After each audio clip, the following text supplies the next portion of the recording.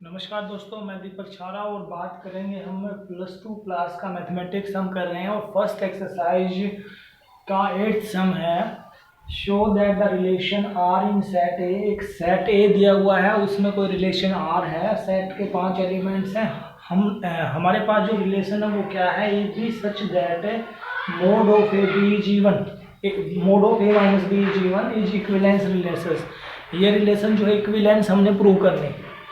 तो equivalence relation prove करने के लिए हमारे पास 3 हमारे होते हैं, रिफ्लेक्सिव, सिमेट्रिक और ट्रांजिटिव। सबसे पहले हम रिफ्लेक्सिव की बात कर लेते हैं, क्या ये रिलेशन रिफ्लेक्सिव है कि नहीं है। तो रिफ्लेक्सिव के लिए कंडीशन ये है कि ए बिलोंग्स टू आर, ए उसमें बिलोंग करना चाहिए। देन ए अगर बिलोंग करना चाहिए तो रिलेशन है A minus B is even. A minus B कीजिएगा, ए माइनस ए है हमारे पास यहाँ पे, तो ये 0 आएगा और 0 जो है वो 2 से डिवाइड हो सकता है। तो ये हमारा कैसा नंबर है, इवन नंबर है। और इवन नंबर अगर है तो इसका मतलब ए बिलोंग्स टू आर, इसका मतलब ये हुआ yes it is a reflexive. हाँ, ये रिलेशन रिफ्लेक्सिव है। फिर दूसरे पार्ट पे हम आते हैं, सिमेट्रिक। क्या ये रिलेशन सिमेट्रिक है। सिमेट्रिक की कंडीशन ये है, if A B belongs to R then B A belongs to R. अगर ए बी उसमें बिलोंग करता है तो बी ए भी बिलोंग करना चाहिए। तो ए बी बिलोंग करता है तो इसका क्या मतलब हुआ, ए माइनस बी का मोड जो है वो कैसा नंबर है, इवन नंबर है। अब b माइनस ए माइनस बी का मोड जो है इवन नंबर है, तो b माइनस ए का मोड जो है वो किसके इक्वल आएगा, negative times of A minus B का मोड। और नेगेटिव टाइम्स है तो मोड के कारण वो पॉजिटिव हो जाएगा। इसका मतलब ये भी कैसा नंबर है, इवन नंबर है। और इवन नंबर है तो हम कह सकते हैं कि B A also belongs to R, B A भी बिलोंग करता है। और बी ए बिलोंग करता है then yes it is symmetric. हाँ, यह रिलेशन सिमेट्रिक है। फिर तीसरे पार्ट की हम बात करें, ट्रांजिटिव। ट्रांजिटिव में हमने मान लिया कि if A B belongs to R, A B belongs to R का मतलब ये हुआ ए माइनस बी का मोड जो है वो कैसा नंबर है, इवन नंबर है, इसका mod. And B C belongs to R, इसका मतलब हुआ कि b माइनस सी का मोड भी कैसा नंबर है, इवन नंबर है। और जब दो इवन नंबर्स को हम ऐड करते हैं तो इवन नंबर्स का सम हमेशा इवन नंबर आता है। तो इनको ऐड कर दिया मैंने, a minus B plus B minus C, और इसका मोड जो है इवन नंबर है, तो ये कैंसिल हो गया। और a माइनस सी का मोड कैसा नंबर है, इवन नंबर है। और इवन नंबर है तो इसका मतलब ये हुआ कि ए सी बिलोंग्स टू आर। और ए सी बिलोंग्स टू आर का मतलब ये हुआ कि रिलेशन हमारी क्या है, ट्रांजिटिव है। तो रिफ्लेक्सिव भी है, सिमेट्रिक भी है और ट्रांजिटिव भी है। तीनों को फॉलो करता है तो हम लिखेंगे यस रिलेशन इज इक्विवेलेंस।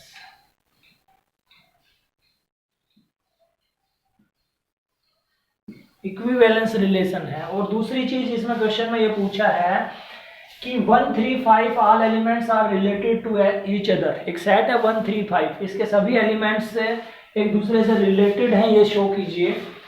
तो कर लीजिए इसको शो। 1 3 5 का 1 और 3 हमने लिया, वो आएगा हमारा 2, इवन नंबर आएगा। और 3 और 5 का हमने लिया, वो भी हमारा 2 आएगा, वो भी इवन नंबर है। और 1 और 5 लिया, वो भी हमारा कैसा नंबर है, इवन नंबर है। तो ये सारे एक दूसरे से रिलेटेड हैं।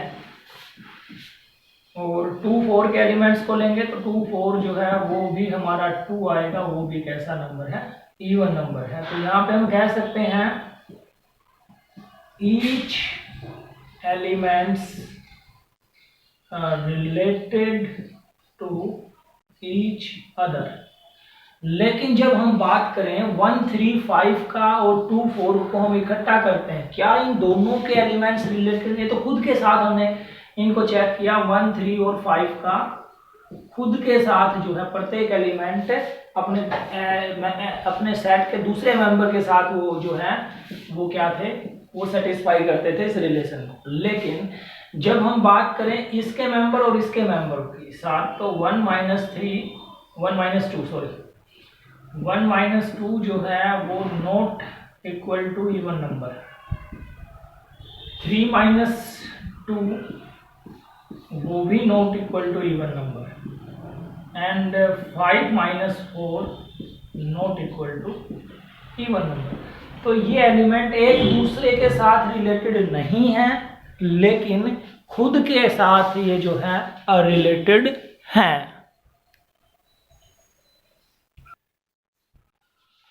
9th क्वेश्चन है हमारे पास, show that the each relation R in set A. एक सेट ए है और उसमें जो नंबर्स हमारे वो 0 से लेके x की जो वैल्यू है वो इंटीजर है, 0 से लेके 12 तक है।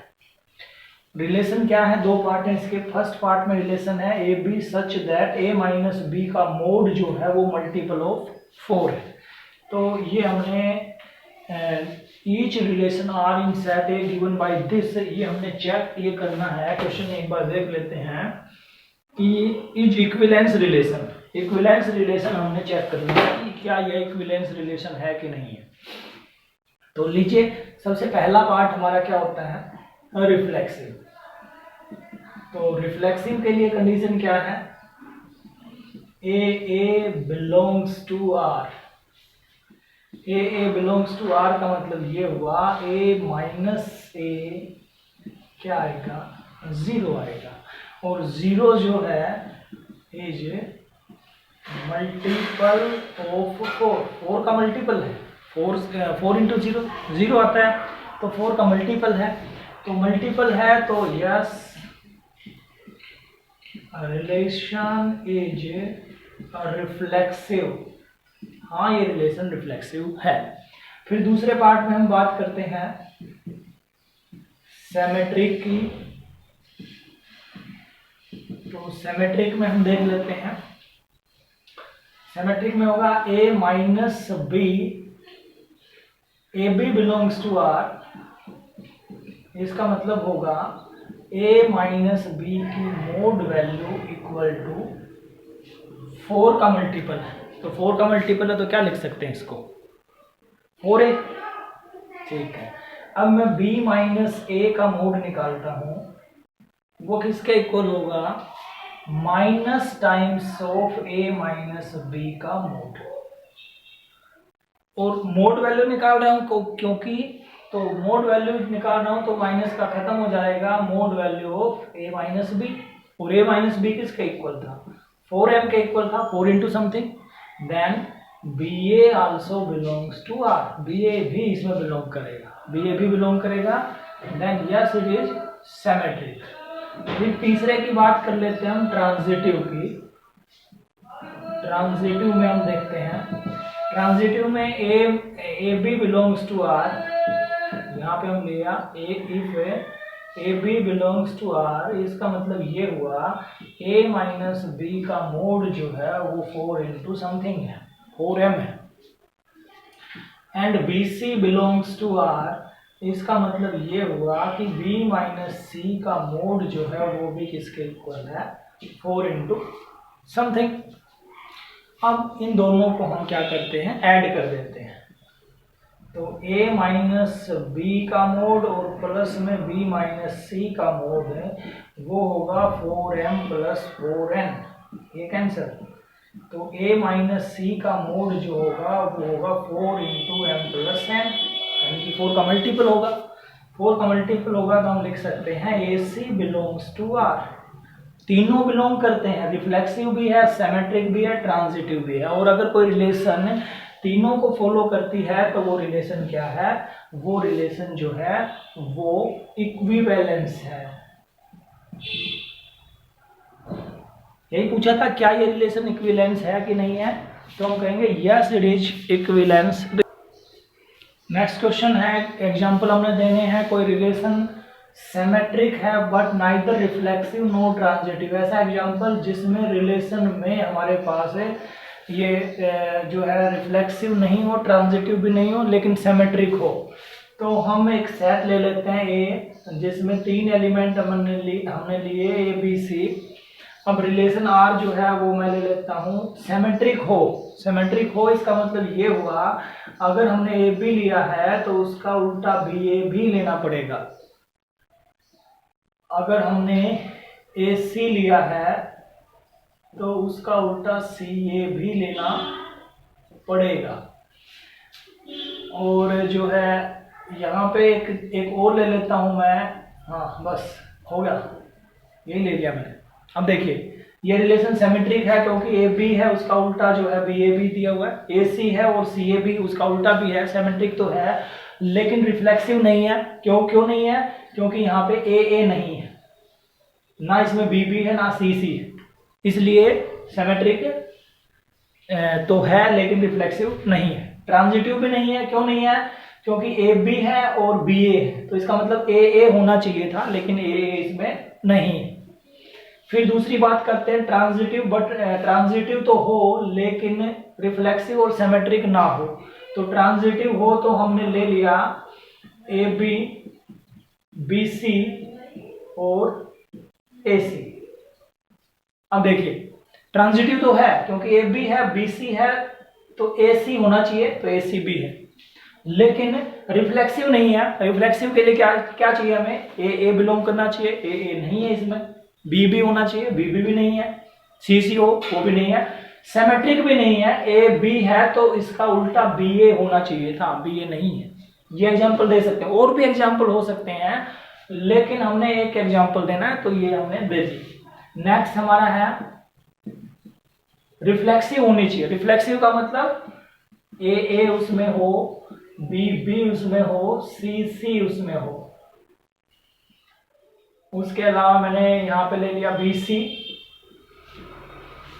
अब देखिए रिफ्लेक्सिव तो है, ए बी और सी है, लेकिन सिमेट्रिक नहीं है क्योंकि इसका उल्टा बी सी का उल्टा सी बी नहीं है। दूसरा ट्रांजिटिव भी नहीं है क्योंकि बी भी है और बी सी है। और जो है एक एलिमेंट और ले लेते हैं इसमें बी सी, और इसके अलावा एक एलिमेंट हमने ले लिया ए बी। अब देखिए ए बी है फिर बी सी है तो ये ए सी और होना चाहिए था, इसमें ए सी इसमें नहीं है, तो इसका मतलब ये जो है ये हमारी ट्रांजिटिव नहीं है, ना सिमेट्रिक है ना ट्रांजिटिव। अगली रिफ्लेक्सिव एंड ट्रांजिटिव। रिफ्लेक्सिव और ट्रांजिटिव दोनों हो, रिफ्लेक्सिव हो तो ए बी और सी तो हम लेंगे ही लेंगे। और इसके अलावा ट्रांजिटिव के लिए हम ये वो ले लेते हैं ए बी और बी सी और ए सी। अब ये हमारी ट्रांजिटिव भी होगी क्योंकि ए बी है बी सी है तो ए सी आ गया। और रिफ्लेक्सिव होगी, रिफ्लेक्सिव क्योंकि ए बी और सी तीनों हैं। नेक्स्ट देखिए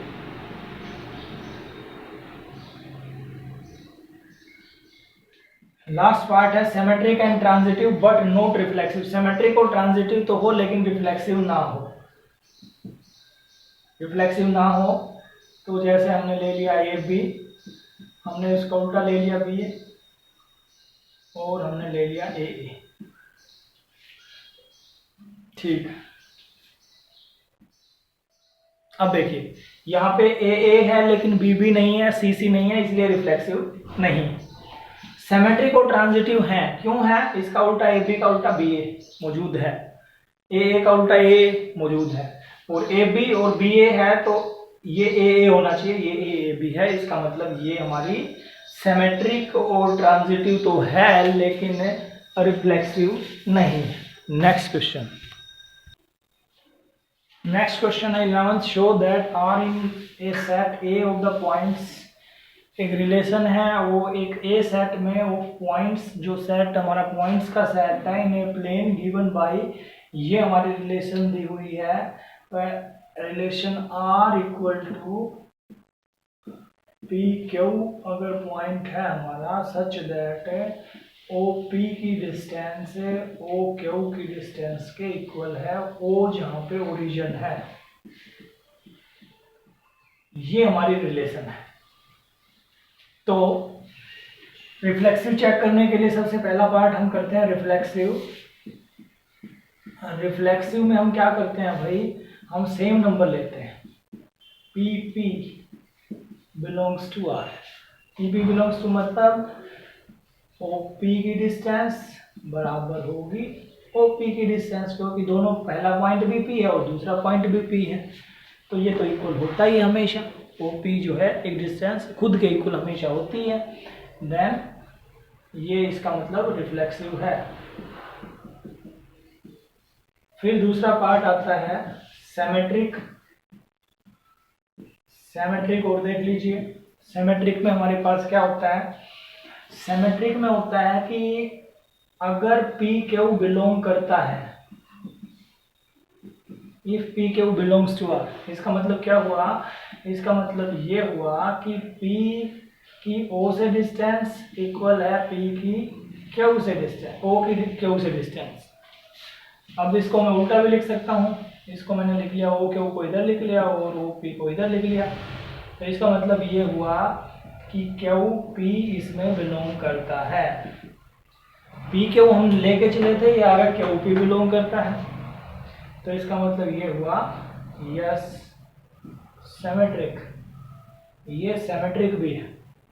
फिर तीसरी हम बात करते हैं ट्रांजिटिव की।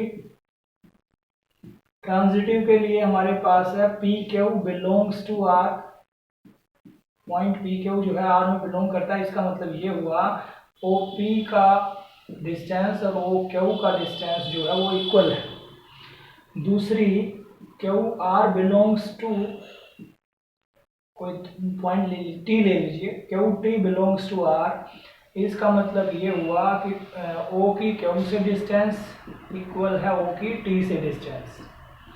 अब ये कहता है कि ओ पी तो ओ क्यू के इक्वल है, ओ क्यू ओ टी के इक्वल है, तो इन दोनों को कंपेयर करेंगे तो यहां से आ जाएगा ओ पी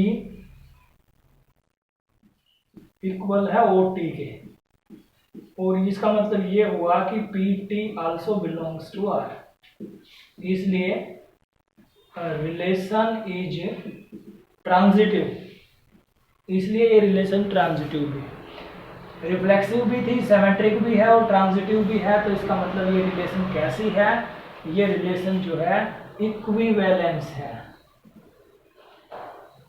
इक्विवेलेंस रिलेशन कब होती है, जब सिमेट्रिक भी हो, ट्रांजिटिव भी हो और रिफ्लेक्सिव भी हो।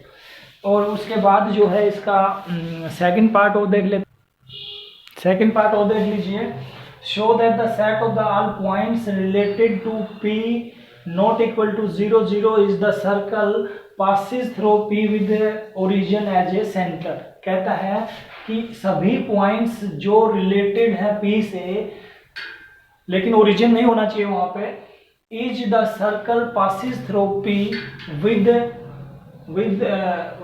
Origin as centre. ठीक, सेंटर जो है ओरिजिन है।